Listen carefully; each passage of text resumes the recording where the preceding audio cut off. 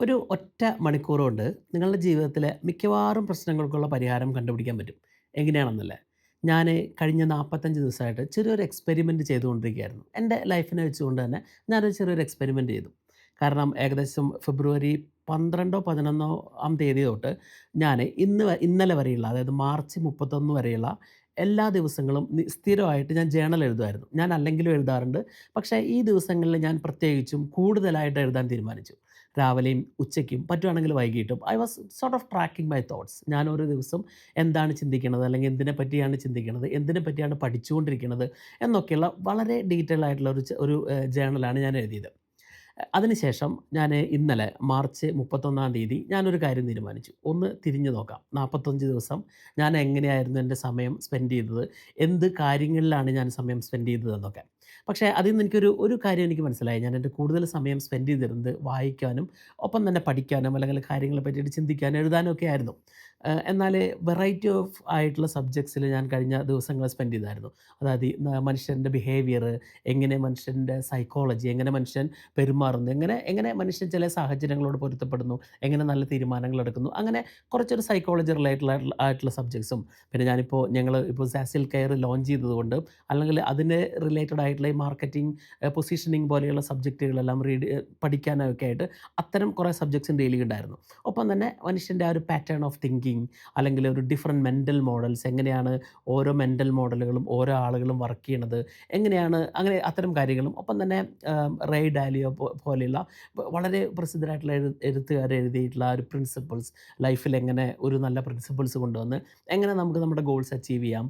ഒപ്പം തന്നെ ഞാൻ വളരെ ഇൻട്രസ്റ്റിംഗ് ആയിട്ടുള്ളൊരു സബ്ജക്റ്റ് കൂടിയും ഈ ദിവസങ്ങളിൽ ഞാൻ കവർ ചെയ്യുന്നുണ്ടായിരുന്നു, പഠിക്കാൻ ശ്രമിക്കുന്നുണ്ടായിരുന്നു. അതായത് ഈ മൾട്ടി പൊട്ടൻഷ്യലൈറ്റ്സ് എന്ന് പറയുന്ന, അല്ലെങ്കിൽ ഒരേ സമയം തന്നെ പല കാര്യങ്ങളിലും ഇൻട്രസ്റ്റുകൾ വരാവുന്ന പേഴ്സണാലിറ്റികളായിട്ടുള്ള ഒരു ജനറലിസ്റ്റ് പോലെയുള്ള പേഴ്സണാലിറ്റീനെ പറ്റിയിട്ട് ഞാൻ പഠിക്കുന്നുണ്ടായിരുന്നു. കാരണം കുറച്ച് തിരിഞ്ഞു നോക്കുമ്പോൾ എനിക്ക് അത്തരം പേഴ്സണാലിറ്റി പാറ്റേൺ ഉണ്ടോ എന്നെനിക്കൊരു സംശയം ഉണ്ടായിരുന്നു. കാരണം ചില കാര്യങ്ങളിൽ പെട്ടെന്ന് നമുക്ക് മാസ്റ്റർ ചെയ്യാൻ പറ്റും.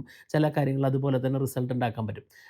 പക്ഷേ ഈ 45 ദിവസം ഞാൻ തിരിഞ്ഞു നോക്കിയപ്പോൾ എനിക്ക് ഇങ്ങനെയാണ് എൻ്റെ കാര്യത്തിൽ മനസ്സിലായത്. എന്നാൽ ഞാൻ ഇതേ ക്വസ്റ്റ്യൻ തന്നെ നമ്മളുടെ വാട്സാപ്പ് ഗ്രൂപ്പിൽ, ഇൻസ്പയർഡ് ഫോക്സിൻ്റെ വാട്സാപ്പ് ഗ്രൂപ്പിൽ ആ ഗ്രൂപ്പ് മെമ്പേഴ്സിനോടായിട്ട് ചോദിച്ചു. എന്തായിരുന്നു ഇന്ന് മുതൽ നിങ്ങൾ 45 ദിവസത്തേക്ക് തിരിഞ്ഞു നോക്കുമ്പോൾ നിങ്ങളുടെ സമയം എവിടെയായിരുന്നു പോയിക്കൊണ്ടിരുന്നത് എന്ന് കരുതിയിട്ട് ഒരു 6 7 ഓപ്ഷൻസ് ആയിട്ട് ഒരു പോൾ ഇട്ടായിരുന്നു. അപ്പോൾ ആ പോൾ റിസൾട്ട് കൂടുതലും വന്നത് മെജോറിറ്റി ഓഫ് ആളുകളും അവരുടെ സമയം ഒരു ഡിസ്ട്രാക്റ്റഡ് ആയിട്ടോ ഒരു സ്ക്രോളിംഗ് ആയിട്ടോ പോകുമായിരുന്നു എന്നായിരുന്നു. ഒപ്പം തന്നെ കൂടുതൽ പേര് നെഗറ്റീവായിട്ടുള്ള ആളുകളെ പറ്റി സംസാരിക്കാനും അല്ലെങ്കിൽ നെഗറ്റീവായിട്ടുള്ള ചിന്തകൾ കൊണ്ട് നടക്കാനുമായിരുന്നു ഉപയോഗിച്ചിരുന്നതും കേട്ടപ്പോൾ എനിക്ക് അത്ഭുതം തോന്നി. കാരണം ഒപ്പം തന്നെ ഒരു ബിഗ് പോർഷൻ ഓഫ് ആളുകൾ ജോലിയിലായിരുന്നു. എന്നാൽ ജോലിയിൽ പ്രത്യേകിച്ച് ഒരു ഔട്ട്കം ഒന്നുമില്ല, അല്ലെങ്കിൽ ഒരു പ്രോഗ്രസ് ഇല്ലാത്ത തരം ജോലിയിലായിരുന്നു എന്നും പറഞ്ഞു. അപ്പോൾ വളരെ ഒത്തിരി ഏകദേശം ഒരു 100ൽ മേലെ എത്രയോ ആളുകൾ കമൻറ്റ് ചെയ്തതിൽ, ആ പോൾ റെസ്പോണ്ട് ചെയ്തതിൽ വളരെ കുറച്ച് പേര് മാത്രമേ ഒരു പ്രോഗ്രസീവ് ആയിരുന്നു, അല്ലെങ്കിൽ ലൈഫ് 45 ദിവസത്തെ തിരിഞ്ഞു നോക്കുമ്പോൾ കുറച്ച് ഹാപ്പി അല്ലെങ്കിൽ സാറ്റിസ്ഫൈഡ് ആയിരുന്നു എന്ന് പറഞ്ഞിട്ടുള്ളൂ. അത് കേട്ടപ്പോൾ എനിക്ക് എന്തോ ഒരു സങ്കടം തോന്നി. എനിവേ, അപ്പോൾ ഞാൻ വിചാരിച്ചു 45 ദിവസം കൊണ്ട് ഞാൻ പഠിച്ച പാഠം എന്തായിരുന്നു എന്ന്. നിങ്ങൾക്കും ഇത് പ്രാക്ടീസ് ചെയ്യാൻ പറ്റുമായിരിക്കും. കാരണം നിങ്ങളിപ്പോഴാണെങ്കിലും ഒരു കഴിഞ്ഞ 45 ദിവസത്തെ നിങ്ങൾക്ക് ഏതൊക്കെ കാര്യങ്ങൾ നിങ്ങൾക്ക് ഓർത്തെടുക്കാൻ പറ്റുന്നുണ്ട്, അല്ലെങ്കിൽ ഏതൊക്കെ കാര്യങ്ങൾ നിങ്ങൾ അവെയർ ആയിരുന്നു, എത്തരം കാര്യങ്ങളിലായിരുന്നു നിങ്ങളുടെ സമയം സ്പെൻഡ് ചെയ്തുകൊണ്ടിരുന്നത്, അത് നാളത്തെ നിങ്ങളിലേക്ക് അല്ലെങ്കിൽ ഇന്ന് നിങ്ങൾ എത്തിയിരിക്കുന്ന നിങ്ങളിലേക്ക് എത്രത്തോളം ഹെൽപ്ഫുൾ ആയിട്ടുള്ള കാര്യങ്ങളായിരുന്നു എന്നൊന്ന് ചിന്തിച്ച് കഴിഞ്ഞാൽ ചിലപ്പോൾ നമുക്ക് ഇനി അങ്ങോട്ടുള്ള ദിവസങ്ങളിലെ കുറച്ചുകൂടി ക്ലാരിറ്റിയോട് കൂടിയിട്ട് കുറച്ചുകൂടി ഒരു പ്രോഗ്രസീവായിട്ട് നമുക്ക് ചിന്തിക്കാൻ പറ്റുമായിരിക്കാം. അപ്പം ഞാൻ മനസ്സിലാക്കിയത് ഇത്രയാണ്. എനിക്ക് എൻ്റെ ആ ഒരു 45 ദിവസത്തിൽ ഞാൻ കുറച്ചൊക്കെ ഒരു മൾട്ടി ടാസ്കിങ് പോലെയായിരുന്നു. മൾട്ടി ടാസ്കിങ് എന്നാൽ ഐ വാസ് സ്വിച്ചിങ് ടാസ്ക്സ്. ഇപ്പോൾ ഒരു ദിവസം തന്നെ ഡിഫറൻ്റ് ആയിട്ടുള്ള സബ്ജക്ട്സുകളിലേക്ക് കടന്നുപോയി ഡിഫറൻ്റ് ആയിട്ടുള്ള കാര്യങ്ങളെപ്പറ്റി പഠിക്കാനും അങ്ങനെ ഒരു സം സോർട്ട് ഓഫ് സ്കാറ്റേർഡ് ആയിരുന്നു. പക്ഷേ എനിക്കൊരു കോമൺ ഗോൾ ഉണ്ടായിരുന്നു എന്ന് എനിക്ക് മനസ്സിലായി. കാരണം ഞാൻ ആദ്യം പറഞ്ഞ സബ്ജക്റ്റുകളിലായിരുന്നു ഞാൻ പരീക്ഷിച്ചുകൊണ്ടിരുന്നത്, അല്ലെങ്കിൽ പഠിക്കണമെന്ന് ആദ്യത്തെ 3 മാസം, ഒരു വർഷത്തെ, അതായത് 2026 ആദ്യത്തെ 3 മാസം പഠിക്കണമെന്ന് ഞാൻ ആഗ്രഹിച്ചിരുന്നത് ആ 3 ടോപ്പിക്കുകളിലായിരുന്നു. പക്ഷേ അതിൻ്റെ കൂടുതലും ഞാൻ ഡീപ്പർ ലെവലിലേക്ക് പോയതായിട്ട് എനിക്ക് തോന്നി.